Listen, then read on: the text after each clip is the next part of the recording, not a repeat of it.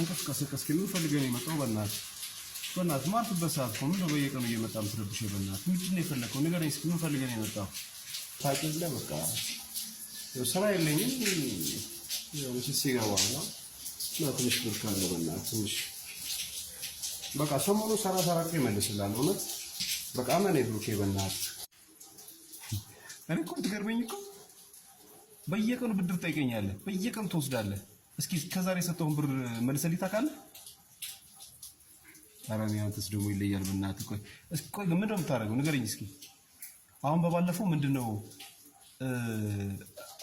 አባቴ ከገጠር ሊመጣ ነው 10 ሺህ ብር አበድረኝ አልከኝ፣ ሰጠው። በምትመልስልኝ ቀን ሰበብ እየፈጠርክ ጭራሽ ሌላ ነገር ትለኛለህ። እስኪ መልሰልኝ እኮ አታውቅም ሲጀመር። ያን ገንዘብ እሺ ልርሳው? እሺ ቸግሮታል ብዬ ዝም አልኩህ። ድጋሚ ደግሞ ባለፈው ደግሞ ለማን ነው ያ ከሰው ጋር ተደባድቦ ምናምን ዋስትና ብር ይፈልጋል አልከኝ፣ ሰጠው። አልመለስክልኝም። እስቲ እንደውም እሱ ሁሉ ጭራሽ ነኝ ሳይ መንገድ ቀይሮ ሁሉ መሄድ ጀምሯል። አሁን ደግሞ ለምፈልገው ምንድን ነው የተፈጠረው? እስኪ ንገረኝ ብሩኬ። እውነት በጣም ቸግሮኛል ታውቃለህ አይደል? በጣም ብዙ ጊዜ ነው ገንዘብ አንተ ያበደርከኝ፣ ግን አንዱንም እንኳን ልመልስልህ አልቻልኩም። እንግዲህ ስለቸገረኝ እንጂ ቢኖረኝ እኮ መልስልሃለሁ ብሩኬ ታውቃለህ። ግን በቃ በጣም ቸግሮኛል። አሁን ተስፋ እየቆረጥኩ ነው በእውነት። በቃ እኔ አሁን በቃ ብን ብዬ ከዚህ ሀገር መሄድ ነው ፈልገው፣ ግን እንዴት ልሂድሽ? እንዴት ልውጣ? ታውቃለህ 2-3 ጊዜ ነው ከባህር ተይዤ የተመለስኩት። ስለዚህ አግዜ ብሩኬ በእናትህ አግዜ። እውነት አሁን የመጨረሻ በቃ አሁን ይኸውልህ ጀብሉ ልጀምር ነው። እሷን ተፍ እያልኩ እየሰራሁ በቃ እንትን እልሃለሁ። በቃ በእናትህ ብሩኬ በቃ አግዘኝ። ቁጭ በልሽ።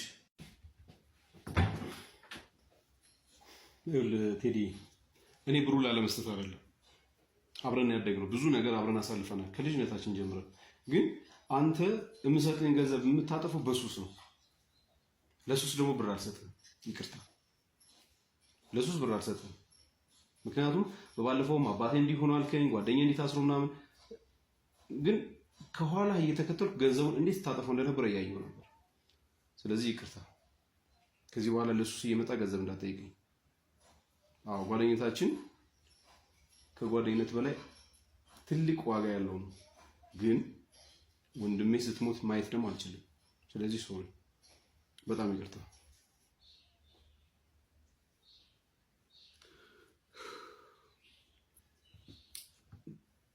ብሩኬ፣ አሁን ገንዘቡን የፈለኩት ለሱስ አይደለም። እውነት በቃ የሆነ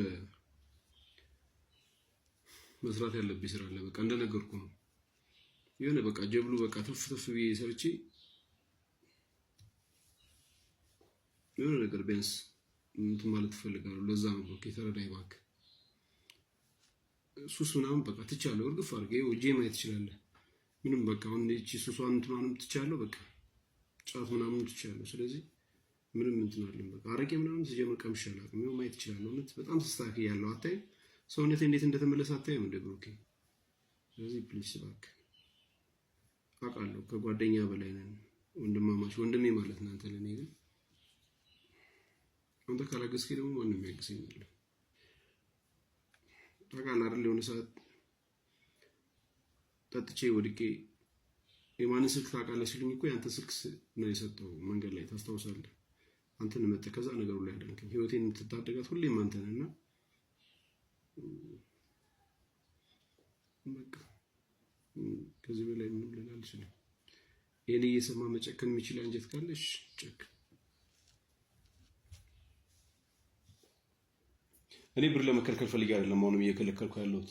ነገር ግን ይሄ ሱስህ ከዩኒቨርሲቲ እንዴት ነው የወጣው ታስታውሳለህ? ያንተ ጓደኞች ዛሬ ትልቅ ቦታ ነው ያሉት። ከቤተሰብ አጣልተዋል ሱስህ። እስኪ ከማን ያላጣልህ?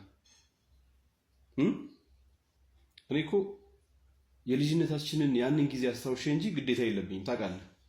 ክፉ ሆኜም አይደለም፣ በጣም ብዙ ነገር አድርጌልሃለሁ። አሁን ያንን ልቆጥርም አይደለም ይሄን እያልኩ ያለሁት፣ ግን ከሱስህ ተላቀቅ ነው እያልኩ ያለሁት። ይሄንን የምታደርግ ከሆነ ግን ከኔ ይቅር እሰጥሃለሁ። በስነ ስርዓት ተጠቅመህ ለውጥ አሳይተህ እኔ ቢያንስ ሊገባኝ ይገባል የምትሰራው ስራ ማለት በትክክል ወደ ተግባር ቀይረ ማለት ነው። ተግባባ? በቃ እኔ ፈገግታ ነው ፈልገው። እሺ እኔ ፈገግታ ነው ፈልገው። በሶስት ወር ውስጥ አዲስ ነገር ሰርተህ ቴዲ ተለወጠ ተብሎ ማየት ፈልጋለሁ። ቴዲ ተለወጠ ተብሎ ማየት ፈልጋለሁ። እሺ በቃ ይሄን ፈገግታ ነው ፈልገው። ብሩኬ ምን ብዬ ላመስግን? በእውነት በጣም ነው ደስ ያለኝ። ደግሞ በእርግጠኝነት በዚህ 3 ወር ውስጥ እንዳልከኝ የስራዬን ውጤት የስራዬን ፍሬ አሳያለሁ። በእውነት ትኮራብኛለህ፣ አታፍርብኝም ብሩኬ። በጣም ነው የማመሰግነው እንደሚ እውነት ይሄን ፈገግታዬን ነበር የናፈቅኩ አይደል? በቃ ሰርቼ በስራ ያሳያለሁ ብሩኬ።